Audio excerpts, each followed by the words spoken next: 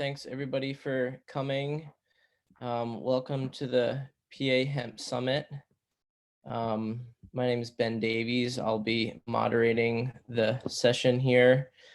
We have a good lineup today. This session, just as a reminder, is called Gateway Crop, Guidance and Resources for New and Beginning Farmers. We the welcome here is to grow local, process local. There's a building our supply chains at the Pennsylvania Hemp Summit here. As general housekeeping, please remain muted during the session. Each presenter will have individual time to present. You can submit questions to the chat feature at the bottom of your screen. Following all presentations, we'll also have a question and answer session. As you may have noticed here, there's a poll that just popped up here. Just instead of going through the whole room here and introducing everyone individually, we can just do a quick little poll to see, who all is around and in attendance. So as an intro here, new and beginning farmers are following the hemp green rush, but many continue to face obstacles like difficulty securing loans and inexperience cultivating cannabis, to name a few. This panel brings together experienced farm leaders who are sharing their skills and vision with a generation of brave new growers. The panelists that we have today, myself, Ben Davies, I'll be moderating. I'm also going to present a little bit about my work in the hemp space. We have Benbruno Nkapbela, we have Cee Stanley, and we also have Becca Csutoras. That is the intro here, and I guess we'll just will start sharing my presentation. You'll have to bear with us because we're all not necessarily the best at this.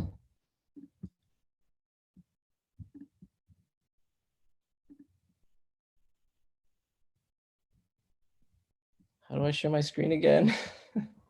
Just click share screen, choose the window. You got it. It's at the bottom. You make the Zoom meeting big, and it's the green button. Oh, there it is. There it is. Here we go. Nice. It's How does that look? Clean. There we go. All right. So my wife, Kara, and I have been farming in Berks County, Pennsylvania for 10 years now, actually. This is our hemp business, WildFox Provisions. We have been growing vegetables. We had a CSA farm. We still grow vegetables, and we produce pasture-raised meats. And recently we transitioned basically to a more of a la carte model. We sell it to 3 farmers markets locally in the Philadelphia region, and we also sell off the farm with curbside pickup, which has really increased, as you can imagine, here over the last year. This is our family, Kara and our kids, and this is a photo of our farm from 2019 hemp growing season. So like I said, we've been growing vegetables and pasture-raised meats organically for 10 years. We just actually this year got certified organic. We had not been certified organic, even though we were practicing certified organic practices. But we felt like for the hemp industry and for our hemp products in particular, it was going to be more valuable for us to have that organic certification, just because there's so many folks and businesses in the space, which is not very regulated right now, claiming organic, and we wanted to, take it to the next level and build more trust with our consumers. So we do sell pasture-raised eggs. Photo of Kara at the farmer's market. what I should say relevant to the session here today is that we are first generation farmers. We don't have any farming in our background other than for a couple generations prior, but we did not grow up farmers.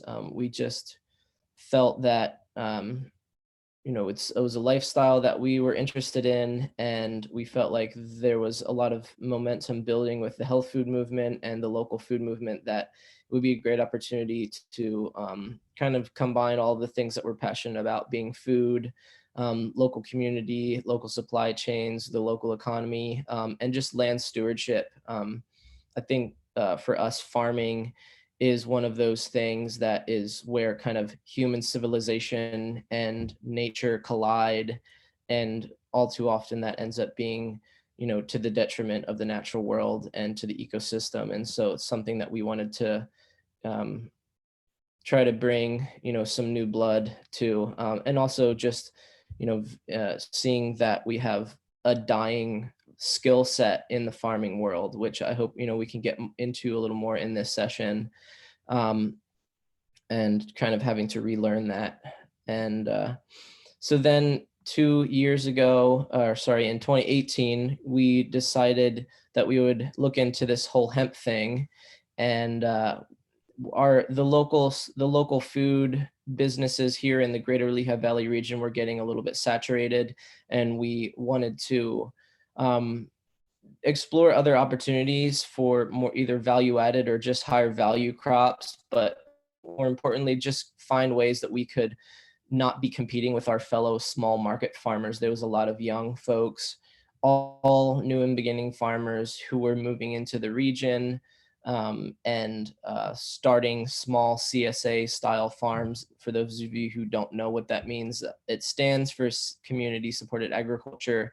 It's basically a vegetable or meat subscription model that you can subscribe throughout the growing season, and then you either customize your weekly allotment of vegetables, or you can actually just get a mixed box determined by the farmer, and that worked well for us. But it seemed like there wasn't a way for us to differentiate ourselves, and a lot of other really great farmers starting up farms in the area. It just felt like every year we were struggling to try to continue to retain our customer base and to get new customers. So originally we wanted to grow hemp because we thought about growing hemp microgreens, and that for a variety of reasons that didn't go so well.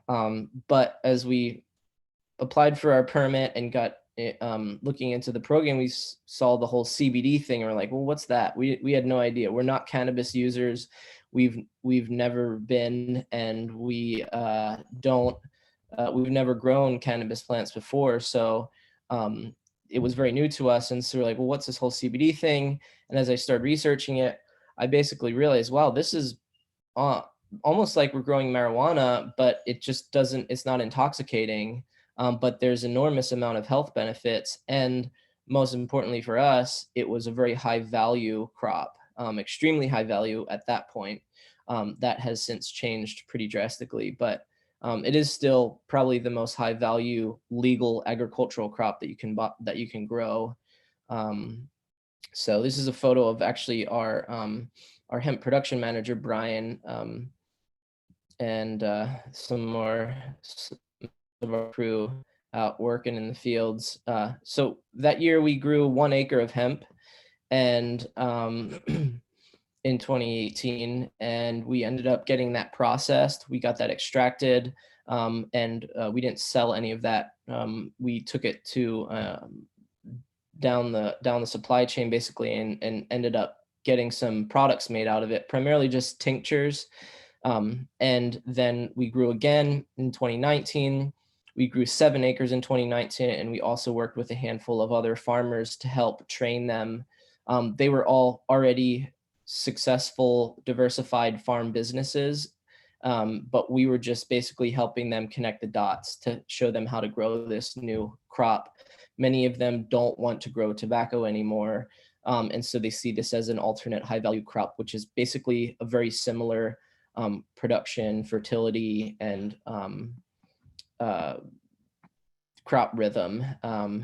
And then all of our 2019 harvest, we did sell some of that as premium hand trimmed flower. And so I should back up and say, by the way, they're in the hemp space here.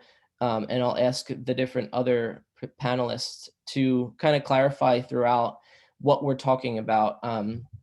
The hemp industry seems to be segmented into three different kind of end products. So we have your seed, you have your fiber production, and you have your cannabinoid production, you could call it.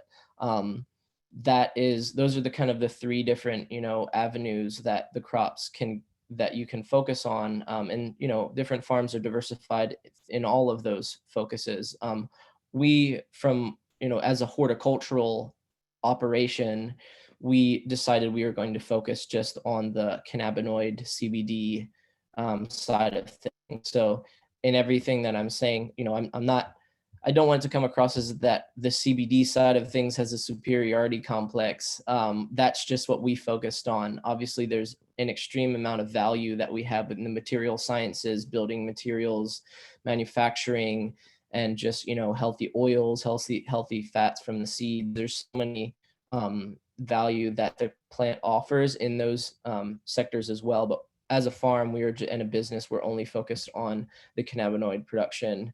Some photos all these photos are from this 2020 season. We kind of picked up some momentum the end of 2019. We processed all of our 2019 harvest to extract.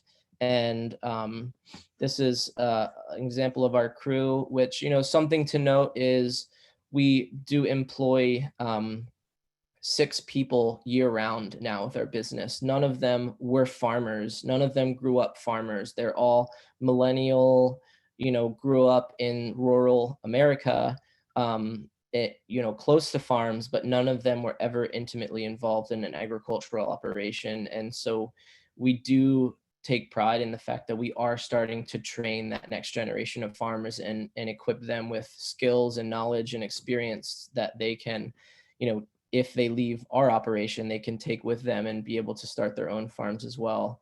There's some more photos of harvest, hanging the plants to dry.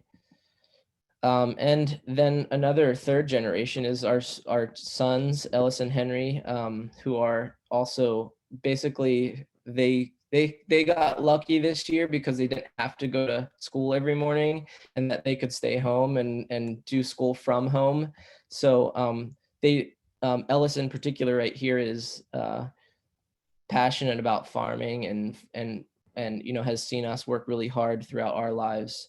And he would wake up in the morning, is right out the door with the crew, helping harvest every morning, help get his energy out so he could focus on schoolwork later in the day.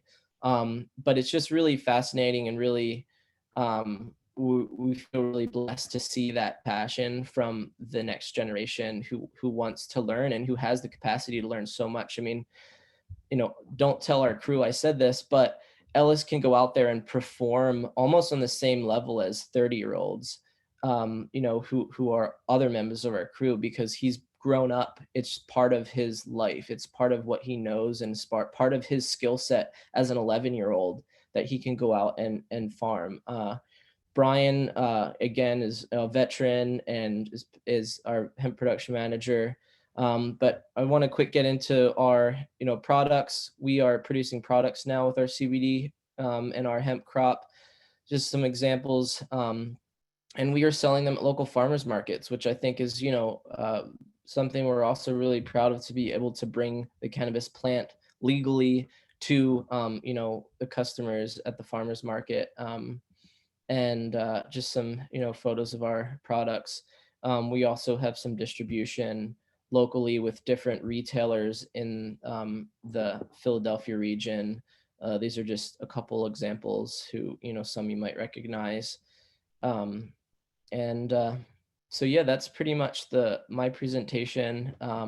Just wanted to introduce, our farm, WildFox Provisions. You can find out more at wildfoxprovisions.com. And yeah, that's the general gist of what we do and what what we've set out to accomplish here. So I can pass it off to Benbruno, and thanks.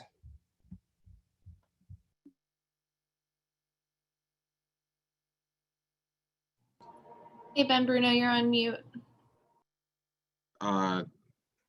Thanks. I think I'm unmuted now. Thanks for passing it on to me, Ben. I think your presentation came off, as really passionate, and, your goals are really ambitious, getting this new generation into farming, and I think you really were able to translate how you've been able to do that. So thanks a lot. So my name is Benbruno Nkapbela. I believe I have a presentation, so I'll share my screen. And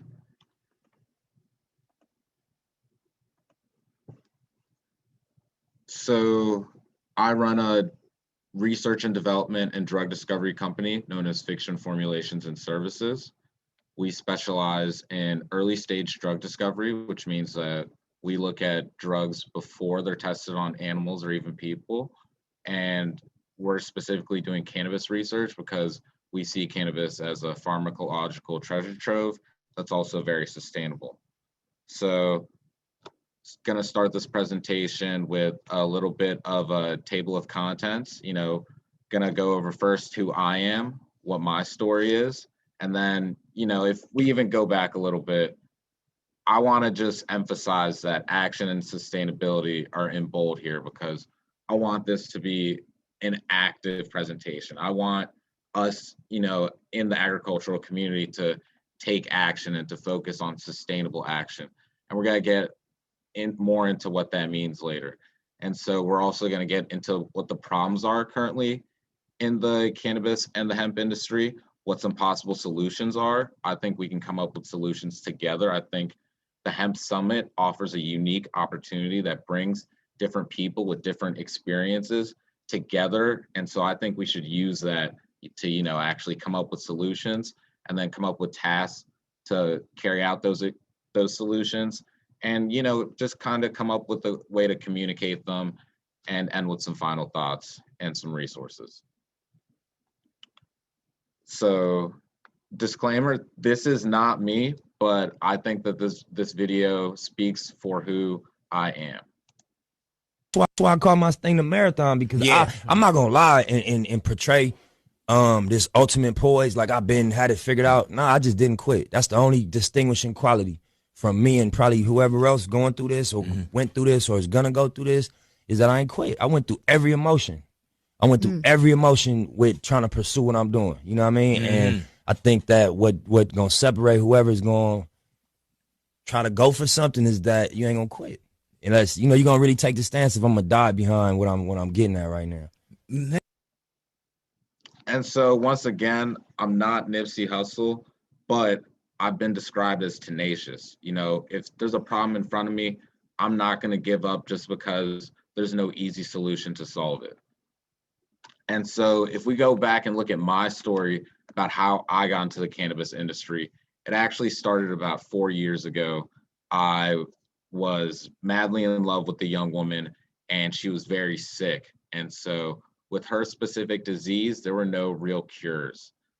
So I thought that I should take my knowledge. At the time, I was an undergraduate student studying biology and apply what I was doing to actually try to find treatments or new cures for her disease. And so I jumped into the realm of drug discovery. I started working with biomanufacturing companies, and I learned that the drug discovery process is actually very complex and that a lot of drugs are either synthetic or semi-synthetic, and they're derived from natural plants. And so looking into that a little bit, I started looking at different natural treatments for diseases, and I saw that cannabis was actually a treasure trove of a plant. It had over 1,000 different compounds in it.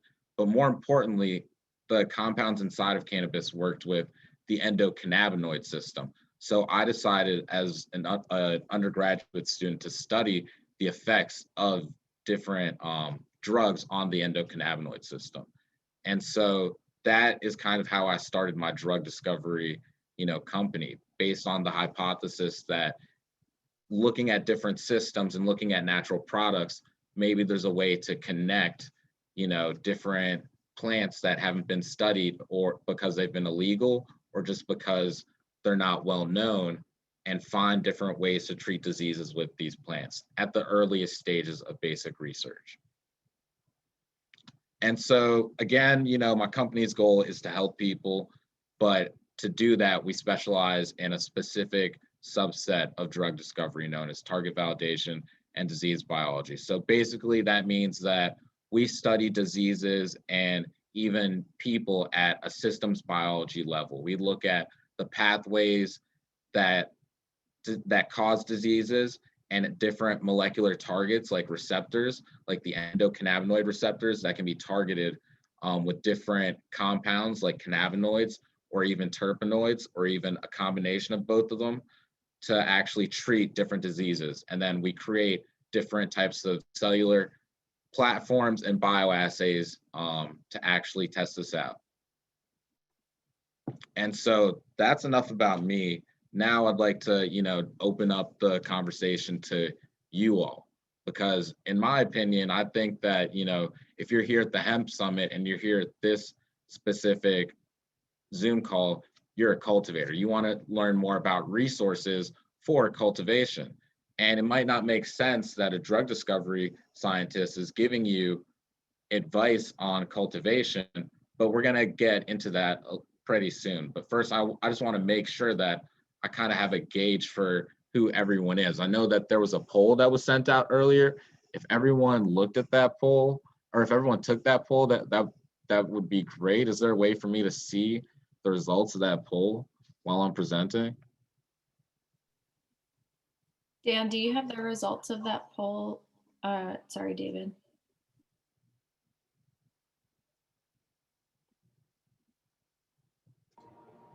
Say that one more time. Do you have the results of the poll that we took at the beginning on our audience?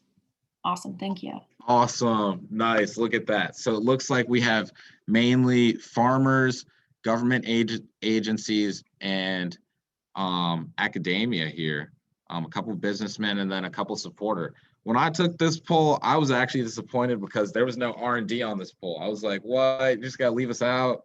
Come on.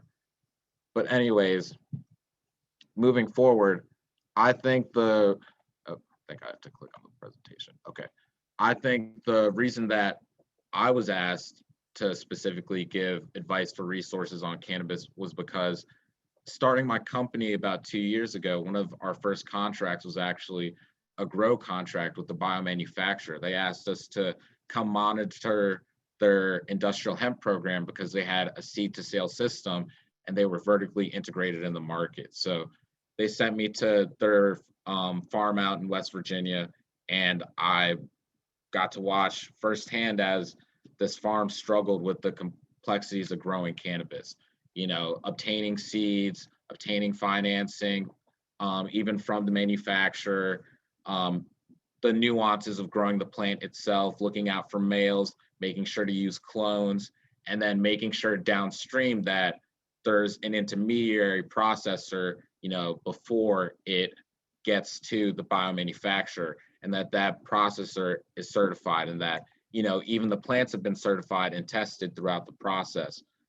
All those little things just weren't in place because this industry is very immature.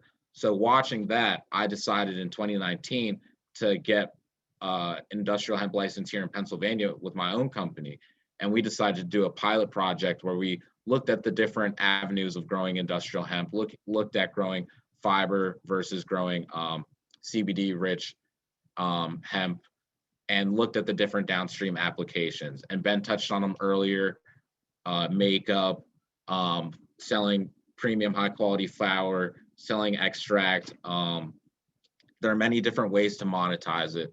But in my opinion, the most important thing was intellectual property. The seeds there wasn't a real system to actually certify the seeds. The genetics behind the seeds, those weren't patented. And then looking into the ones that were patented, I didn't see any legitimate ways for them to protect their patented seeds.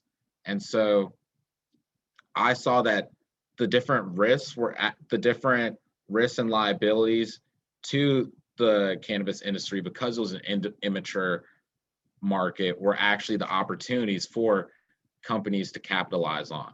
And that was what my company did this year. We were actually able to, instead of grow industrial hemp for CBD, we grew industrial hemp for research.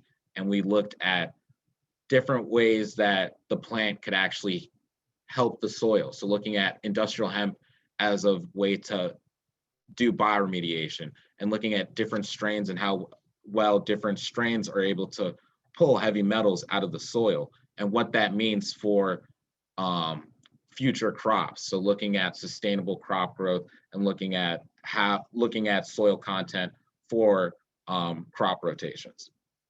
And so the problem here, in my opinion, is that the industry is very immature.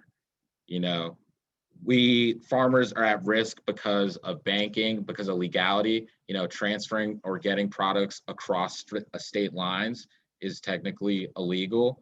And then I would say communicating to different companies, communicating to quality control laboratories, processors, and then even downstream distribution outlets, making sure that all of those are aligned before, you know, is really hard for farms because they're usually farming. So I think that the best way we can combat that is with sustainability. And so, you know, looking at things environmentally, economically, and socially is super important. Making sure that there's not just a client, but that, you know, you're looking at how you fit into the environmental ecosystem. You know, what are you doing for the future, you know, for the community, looking at things socially. And so I think just important questions to make sure that we leave here thinking about is, who is your customer? Do you want your customer to be, you know, a person, or is it a business? And then do you have futures contracts in place for, you know, your product? And then lastly, is this model sustainable?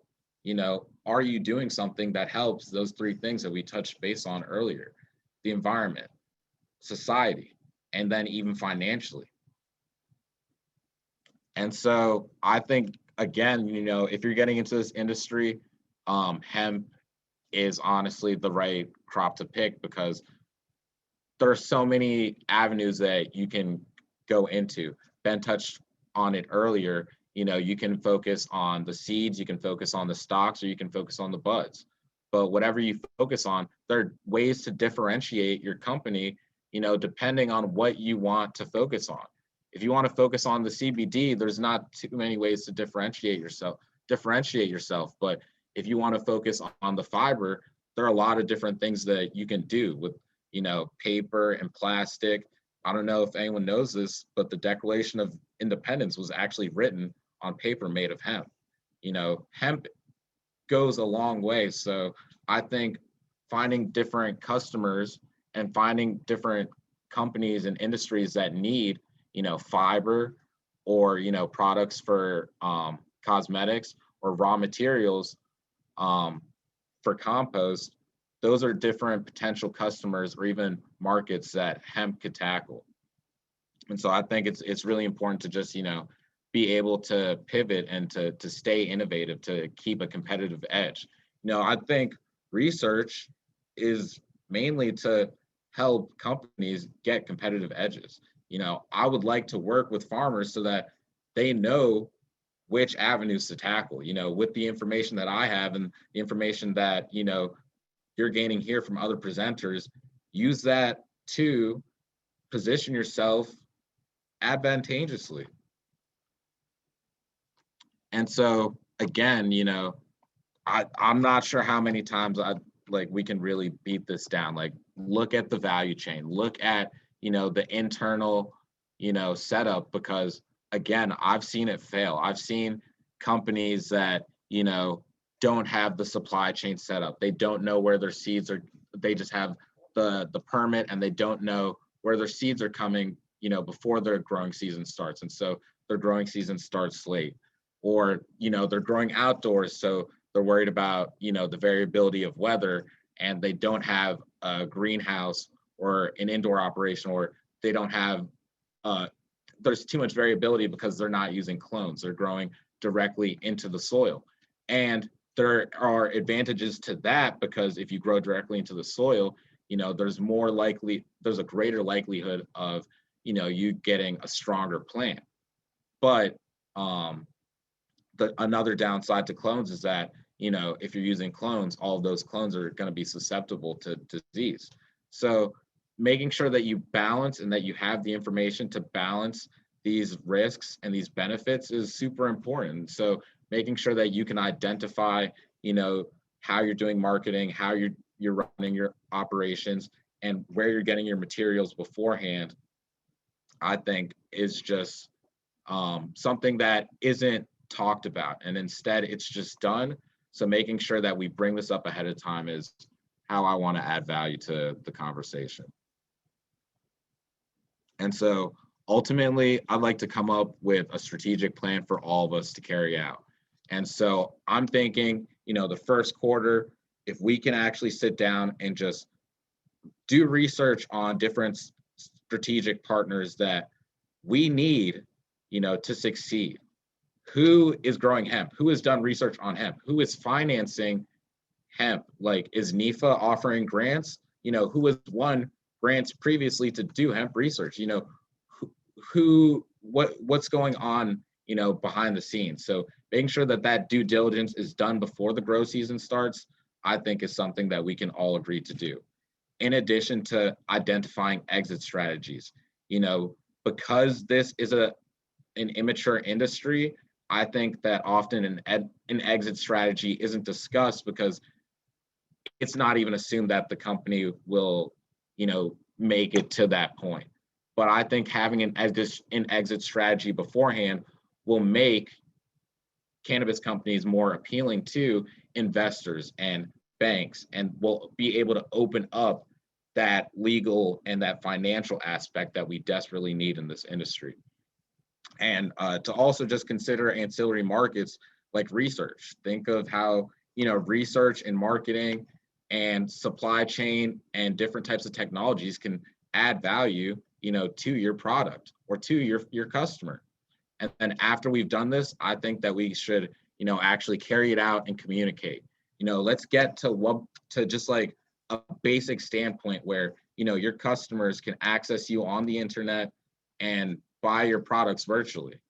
You know, I think that when you have that virtual presence, that's a big step in, you know, a forward direction, because at this point in time, it's not really feasible to always have a brick and mortar, to always be able to go out and offer your products in person.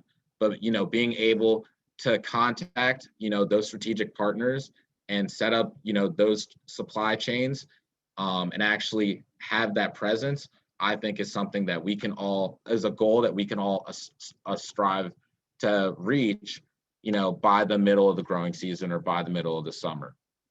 And then after the growing season, I think that we should all just get together at a great, you know, event like this, like the Hemp Summit, and discuss what happened this year or what happened next year. Look at the different metrics that we set for success. Success means something different to everyone, you know, but we can look at the different types of data that we've tracked. You know, we can look at, you know, the quality assurance reports, you know, throughout the growing season, before the growing season, after the growing season, and we can talk about what we've learned. And I think that if we, you know, continue to have this conversation, that we're all going to grow and the industry itself is going to grow. So context is fundamental. You know, we have to stay on top of regulations and laws. And a big problem that I've seen is the THC limit. You know, farmers are having a hard time remaining compliant. And so, you know, it's my goal to try to fix that problem as a researcher. If there's a problem, I'm there to fix it, you know? So I've been working with universities to look at different ways to process hemp and cannabis in ways that separate and actually synthesize the THC into other compounds. But if we're not talking about what the problems are, then we can't solve them. So we need to stay on top of what the problems are. We need to make sure that we're communicating with everyone, and we can't be afraid to ask any questions. So there are different resources available, universities, tech incubators for funding. I think that, you know, if you reach out to small banks and even legislator, they will be more than happy to help you. But it's all about communication. And if we're not able to communicate, then we're never going to be able to move forward. You know, I want to thank everyone. And I want to point out that the Farm Service Agency has resources here to help you. I think they're actually going to, Becca's actually going to jump in after me, but that's all I've got. I'll take any questions. I'll just pass it on to Becca. Thanks a lot, Benbruno. And we will do some more questions. We'll keep the questions towards the end. And also, just so everyone knows, I am paying attention to the Zoom group chat here for following questions, and I'm going to keep track of those so we can come back to those at the end.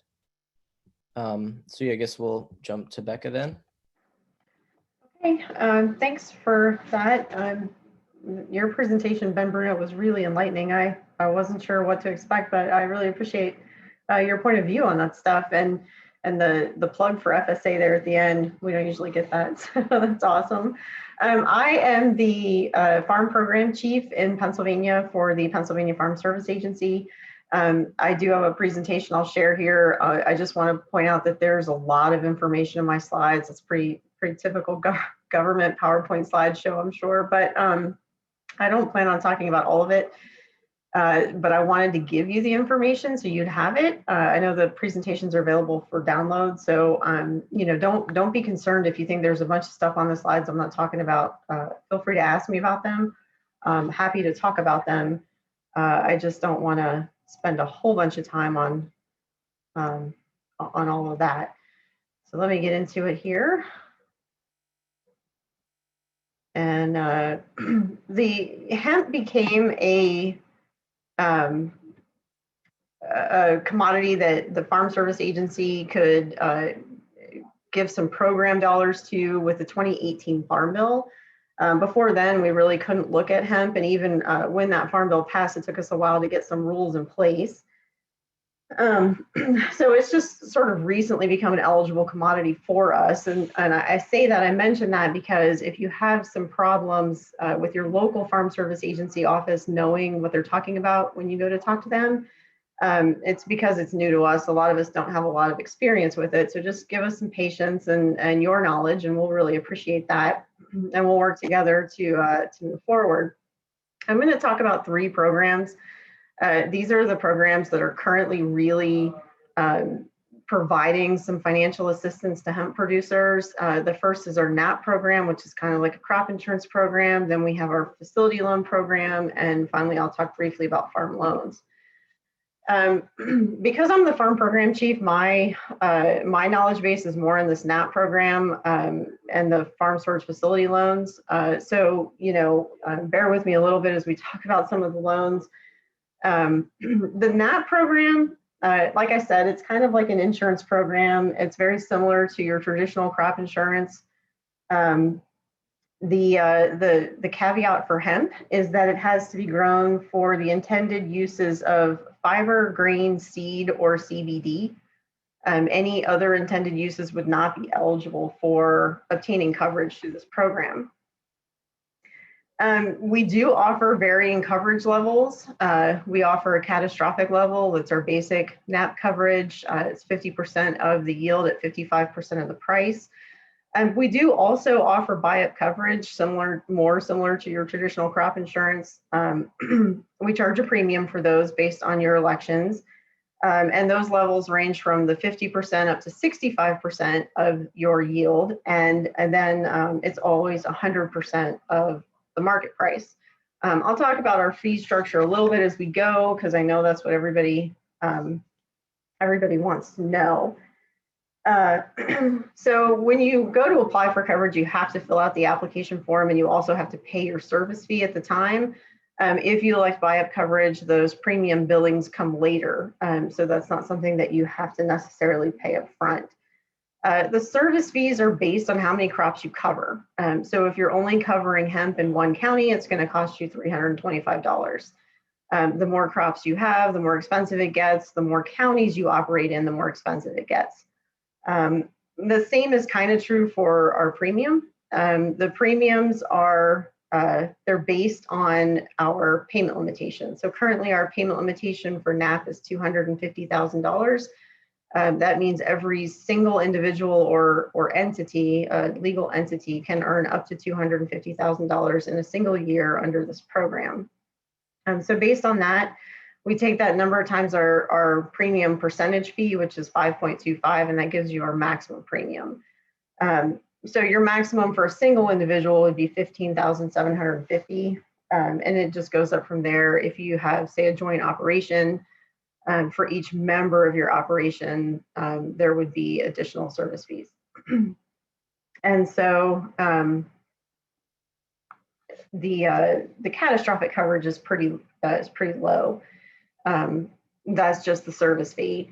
It's usually where a lot of producers will start with us, just to sort of see how the program works.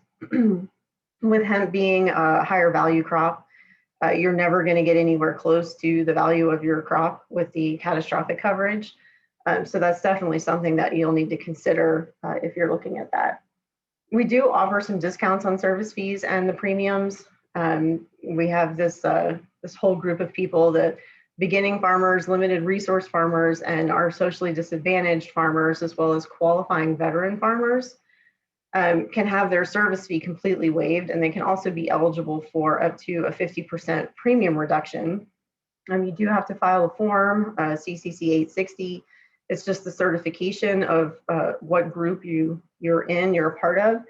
It also explains exactly what the limits are for each of these. There's one that I want to point out because we talk about it a lot, is our veteran farmer classification. And the veteran farmer is a person who served in the armed forces and who has operated a farm for less than 10 years, or someone who first obtained their veteran status within the most recent 10 years. So, you know, we're not inclusive of all veterans, and that is something that tends to be a discussion topic for us.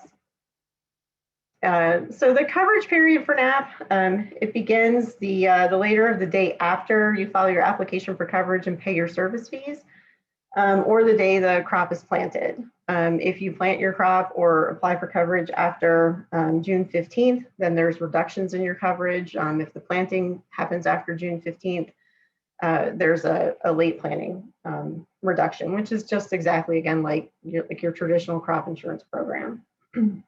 The coverage periods ends on the earlier of the date you complete your harvest, or the date you destroy or abandon your crop for some other reason, and then the latest date of all of that is October 31st.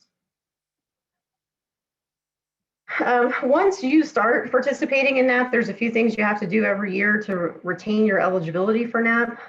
You have to annually report your acreage, not just of your NAP crops or your hemp, but of all the crops that you grow. You should always try to do that as soon as practicable after you finish planting, but the final acreage reporting deadline for hemp in Pennsylvania is July 15th. I do have a slide somewhere in this presentation that's a different date than that, and I apologize. I'll try to get that replaced for you, but July 15th is the acreage reporting deadline for hemp in Pennsylvania, and that was a recent change. You also have to annually report your production. And then you also have to have any production that's going to be destroyed without the benefit of harvest appraised. And FSA does that. You don't have to pay somebody to do that. You just have to let us know. It's also always very important to keep good production records when you're participating in NAP. Those records have to be provided to us upon request. So maintaining them for at least 3 years is really important. So I mentioned this a little bit earlier. These are the eligible intended uses for NAP coverage for hemp. These would also be the categories under which you would have to report both your acreage and production. So if you're growing hemp for a different intended use, it will be very important for you to keep that production separate and maintain separate records for those acres.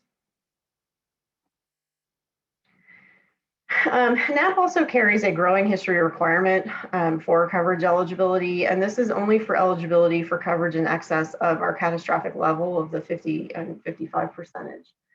To meet this, you have to have at least one prior year of successful growing history where your production equaled at least 50% of your county's expected production. And that has to have been obtained in the county that you're trying to apply for coverage in. So if you've moved your production across county lines, you have to start over again. Like I said earlier, a lot of producers will purchase the catastrophic level of coverage in the first year. Doing so and giving us your production history will give you the requirement for this growing history. And also, if you don't meet the 50% in a given year because of eligible causes of loss, that's also okay, as long as we can document that it was an eligible cause of loss that kept you from producing at least 50% of that expected production. We also require that you show that you have an available market. And the way we do that is through production processor contracts. So you'll have to have a processor contract and you'll have to give us a copy of that contract. And there's some specific things that the contract has to include. We need to know, or we need to see a promise for delivery and a promise for purchase, as well as some form of pricing structure or agreed upon price for the product that you plan to deliver. Again, that's all just to prove that you do have a market for it, because if you don't have a market for it, then you're not eligible to earn a payment under this program. You can still carry the coverage, but you can't earn a payment, which is one of those fine lines we like to draw. And then we also require that you hold a license issued by the state to grow hemp. You'll have to give that to us at the time you report your acreage. Again, that acreage reporting deadline is July 15th. Earlier in the presentation, if you go back and read through the slides, there's some language about the THC level for hemp for NAP. For the purposes of all of USDA programs, the THC level cannot exceed this 0.3%. Anything exceeding that, we refer to as a hot crop, and it becomes ineligible for all of our programs. And I know Benbruno mentioned that a little earlier as one of the struggles. It is a struggle for a lot of our producers. And anything that exceeds that level, we just sort of ignore it for the purposes of any of our programs. This increase in THC level above that 0.3% is considered an ineligible cause of loss. So, in addition to just ignoring it for our program purposes, we also would not pay that. We wouldn't pay any loss related to any of the acreage that tested that high. That is regardless of why it's determined that the THC level is in excess of the 0.3%. So that's one of those hard lines for us. Additional losses that we wouldn't cover would be things like market losses. So if your processor contract fell through for some reason and you were unable to market your crop, USDA would not be able to pay for that. So we're looking at the more traditional crop losses, hail, drought, flooding, things like that, that would give you physical damage to your crop and you would physically lose production. Okay. This is the slide that when I submitted originally, I had an incorrect date on it. That final acreage reporting date is July 15th. So please make sure that you keep that in mind, particularly if you've been participating with us before. That is a change in the date. So our application closing date is March 15th. So if you're interested in carrying NAP coverage on your hemp, you would need to reach out to your local FSA office prior to March 15th to start that process. Okay. In Pennsylvania, we're lucky enough to be a pilot state for a multi-peril crop insurance and whole farm revenue policies under traditional crop insurance. So those are other options for you that would most likely carry more, more of a financial safety net. So if you are an established producer and you're interested in carrying crop insurance, definitely talk to your crop insurance provider or ask your FSA office. We can help you find one. And consider the differences between these programs. They'll be a little bit more expensive normally, but they do carry a different level of coverage. And not all states are eligible for that, but Pennsylvania is. So now I'm going to move in quick and talk about our loan programs. The first is the Farm Storage Facility Loan Program.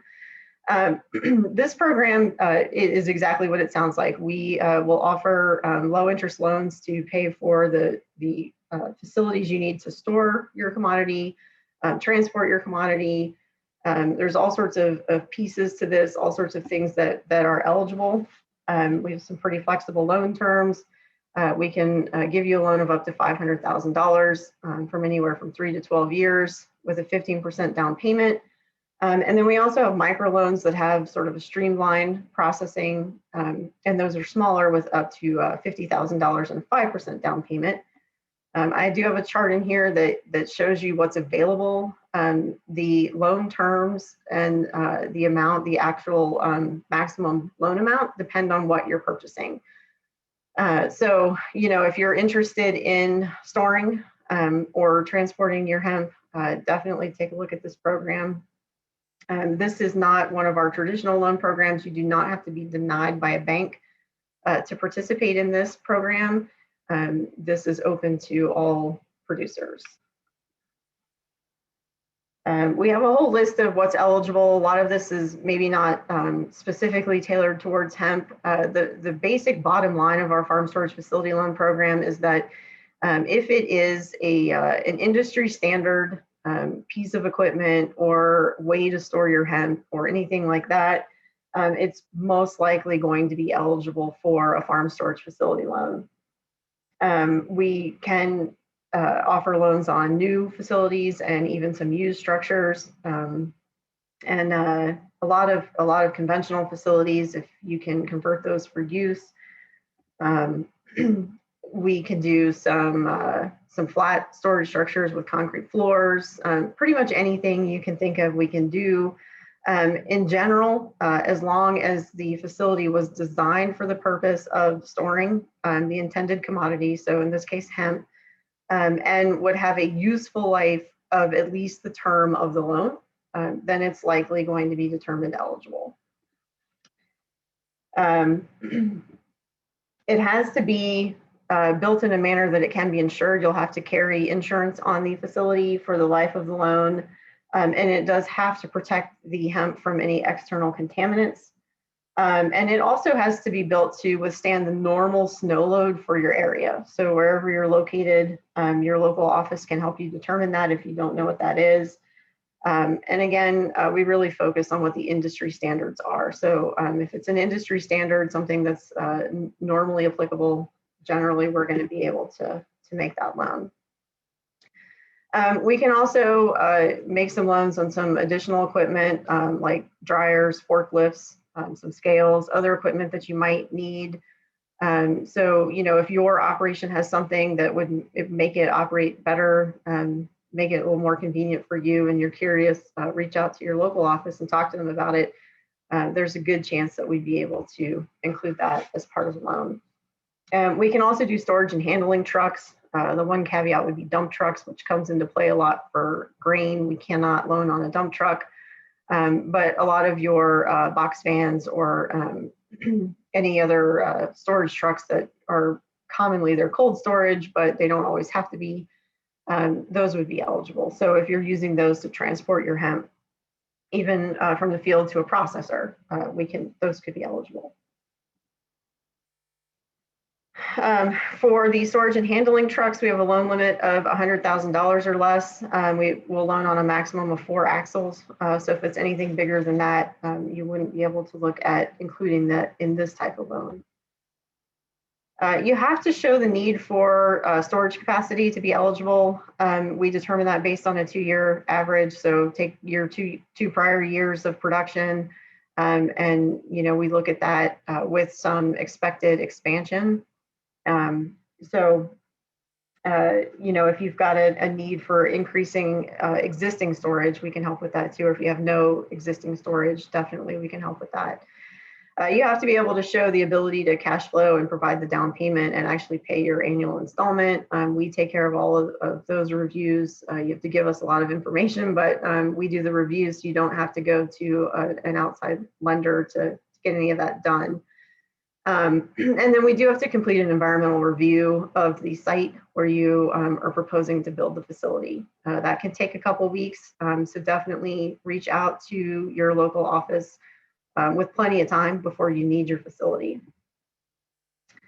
And then in addition to the farm storage facility loans, we also have our farm loan programs. Those are basically two types. We have direct loans and guaranteed loans.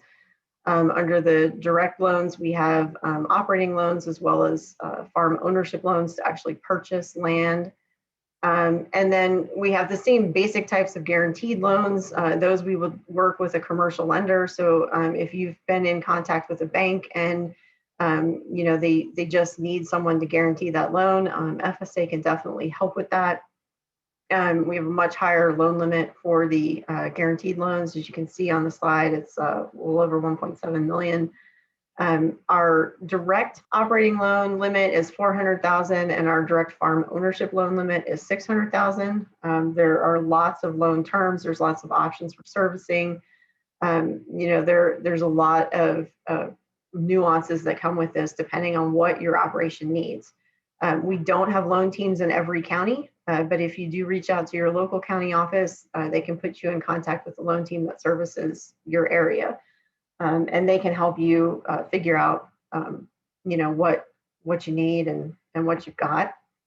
You do have to have a state issued license or permit to grow hemp. And again, you have to have a growing contract to be eligible for a farm loan for hemp. Those rules, though, are changing. There's been a lot of discussion on those. So when you make the decision that you're ready to seek funding for your operation, definitely ask some questions before you get too far down the road and make sure nothing has changed. And I think Ben, that's all I had for this, unless anybody's got questions for me. And David, I apologize because I still don't have the stop sharing button, so I'll need you to kick my presentation out and we can turn it over to Farmer C. Thanks. Nice work. We'll just jump right over to Farmer C. All right. She probably can just start sharing and steal the screen from me. I don't know why I don't have it. Okay. There we go. All right. Yeah, let me go ahead and share my screen.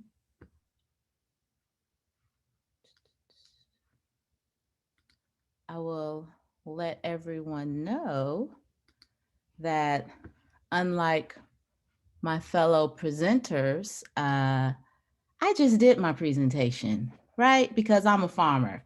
And being a farmer, I don't have time to sit in front of a computer and do a PowerPoint presentation. My fields need to be tended to. So my presentation, as far as my slides, will basically consist of about 5 slides and a lot of me.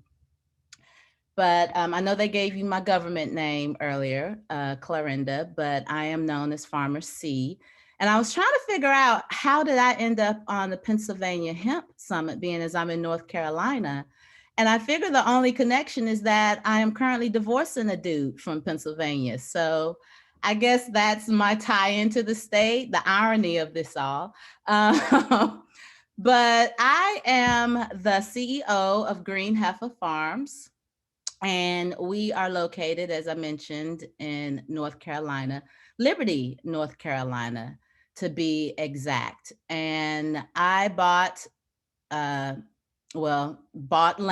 in 2018. And so Green Heffa Farms is a complete startup, meaning that all I bought was a piece of land. So no water, no electricity, no equipment, none of that, because I was going to put this little magic seed into the ground, and it was going to grow. It was going to be 12 feet tall. It was drought resistant. It was pest resistant. People were going to pay me $50,000 an acre, and la, la, la. needless to say, it's not quite how things have panned out, but I'll explain more about that.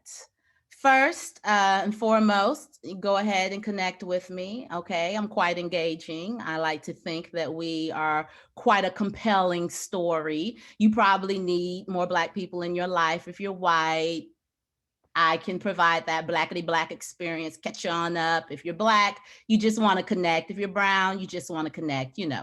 But anywho, you can find us on Instagram and Facebook under Green Heffa Farms.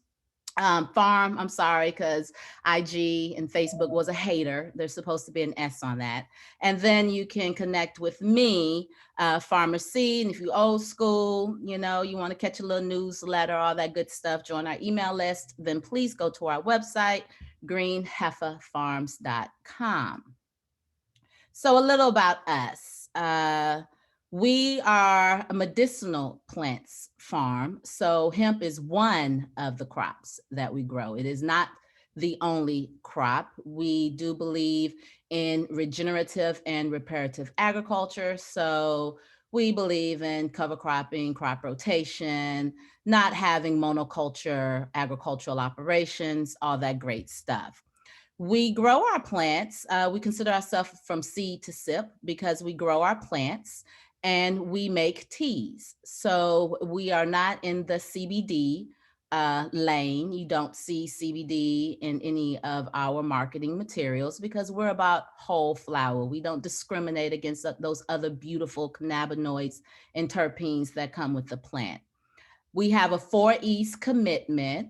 So from the beginning, one, we're bootstrapping, and we are bootstrapping because I am anti-ass kissing, okay? I'm not getting any money from the government in the form of a loan, the stolen or the stolen from. You already got a racket on us with the student loan situation, right? And then you make it more complicated. Not only are you gonna try to put me in debt, no offense, FSA, but y'all can kiss my ass with your loans because then you wanna make it complicated for me to even go in there and get the loan because you're gonna discriminate against me, right? And the likelihood that I can even get the loan is gonna be lesser because you've put all these systems in place to put me at an economic disadvantage. So we are bootstrapping, meaning that we grow as we go. And the only person that we owe is ourselves and our consciousness and the ancestors. And because of that, we have a 4 E's commitment. We are committed to economic empowerment. We are committed to equity, education, and environment, of course. And so we're Black woman led. There are so few Black women land owning farmers in this country that the USDA does not even count us. We just kind of get lumped in. As a matter of fact, just a little tidbit, most of the land, depending on which study, from 96 to 99% of all privately owned farmland is owned by white people. So because of that, and we're Black woman led, needless to say, we are niched AF, okay? So we know who our target is. We know who buys our teas and we know who we engage with. And we wanted to do this so that we can remain authentically who we are. And this is who we are. This is me surrounded by my 3 beautiful children, my 3 beautiful grandchildren. Yes, I'm somebody's grandmother, and one on the way. So needless to say, we ain't got time to be playing in any regards, not when it comes to a lot of these conversations.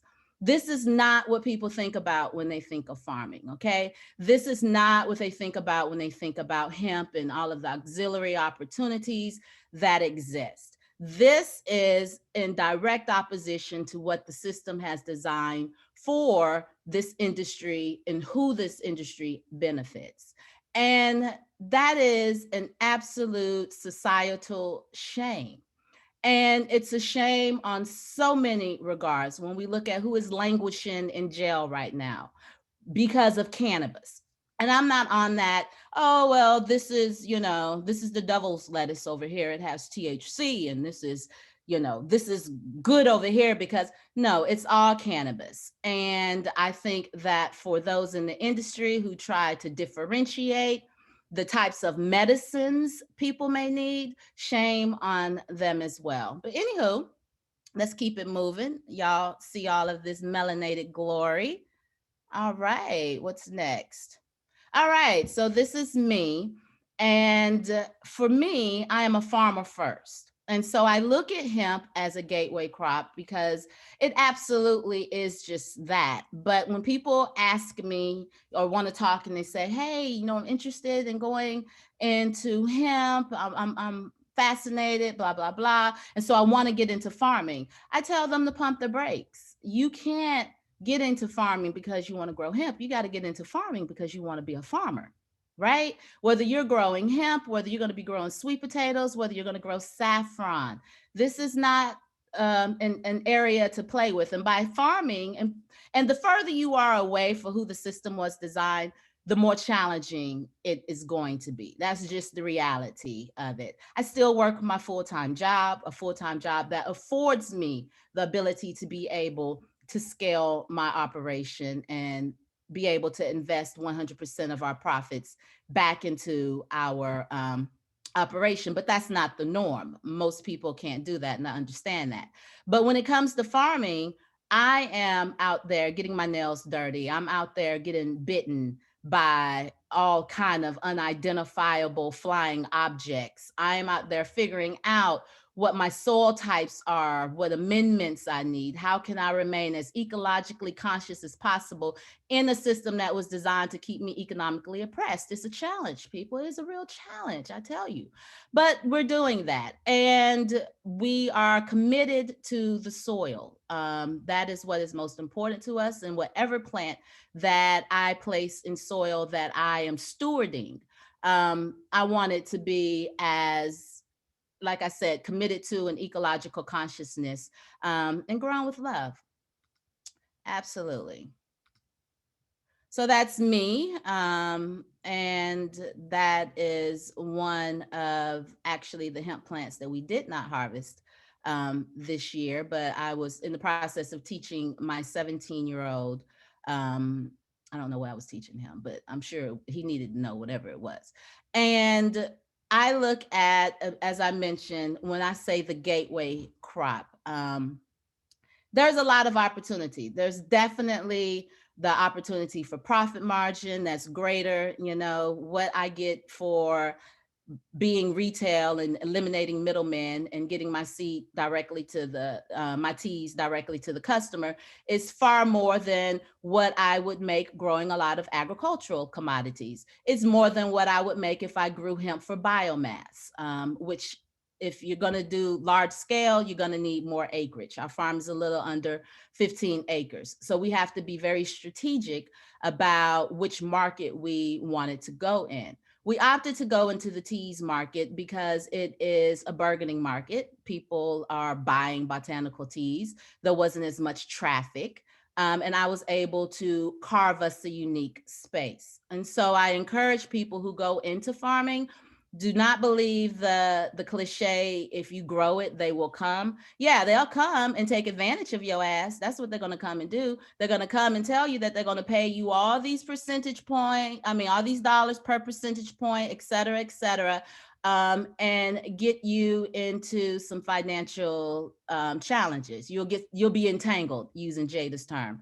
And so that is not what you want. And so I would encourage, especially if you are BIPOC and if you are a BIPOC woman, this is definitely for you to do your research, because when you get into farming, you have to not only be a soil scientist, a waste management professional, a water scientist, you're going to need to be a horticulturalist, an agriculturalist, a mechanic, a bug identifier, whatever you call that. You're going to need to have some botany skills as well. So there's a plethora of things that you're going to need to know. And I encourage people to start small. Don't get attracted to all of these people trying to throw money at you and tell you, oh, you can pay this off in 30 years. And, oh, you need this sexy tractor and go and buy this land. Do your research. You need to talk to farmers who are actually actively farming. You need to talk to growers. You need to talk to nursery owners. You need to talk to horticulturalists. You need to talk to business people, right? I spend as much time in my fields as I do behind a computer. This is a business, it's a startup. There is no difference than starting up on a farm than there is in starting up a tech operation. You have to have the same entrepreneurial mindset going into it. So here are our teas. I only have 3 products on the market. These 3 products have sold several tens of thousands of dollars this year. The beautiful thing about these teas is we grow it, we sow it, and we know it. And we're able to put these teas on the market. We're able to scale accordingly. I don't have tinctures, okay? I don't have no salve. I don't have no body butter for you. I don't have all of that. We are teas right now, so we're perfecting that. And actually, if y'all go to our website and try to buy the Fixer tea, we sold out. It went real quick. So, you know, be up on it next year. That's all I can tell you. We have more that are coming to market. But again, it's about finding your niche, finding your lane, and trying to be and remaining committed to that. Now, some people go into it, they want a white label. If you're going into it and you want a white label, know where these processors are getting their hemp from. Know these farmers, know that they're not cheating these farmers, okay? Know that they're not selling these products on the market and they're marking them up just because they have access to resources that other people don't have. And so they have these sexy, fancy processing equipment labs. They're getting VAPG funds as value add producer grants. They need to do better with how they allocate their money. All of them need to do better. But they're getting all these funds that were designed for them to be able to scale exponentially. And then they take advantage of farmers. So be accountable and know, regardless of where you fit into the ecosystem, that you make sure that there is no inequity that has to be, that is being undertaken in order for you to get your piece of the pie. All right, so hold on, y'all. My computer is about to die. My bad, y'all. Let me charge it real quick. Hold on. Okay. Disaster averted.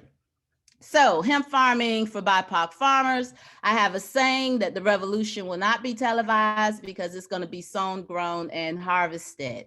So, these are the realities if you are a BIPOC farmer and you want to get into hemp. Land ownership and access, okay? There are barriers in place that have been put long time in place that makes land ownership very, very challenging. So now you've got to navigate all the isms of the banking system, financial institutions, zoning, all these bureaucratic,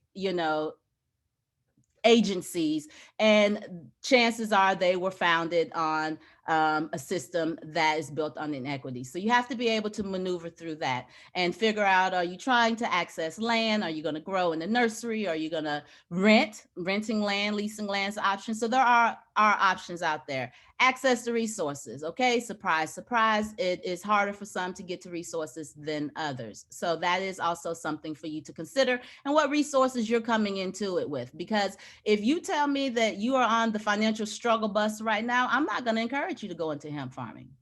I will not say, okay, well, then you need to become a hemp farmer. No, you need to get that situation taken care of, because this is not something to go into to get out of economic challenges. It is a very expensive arena to be able to enter into.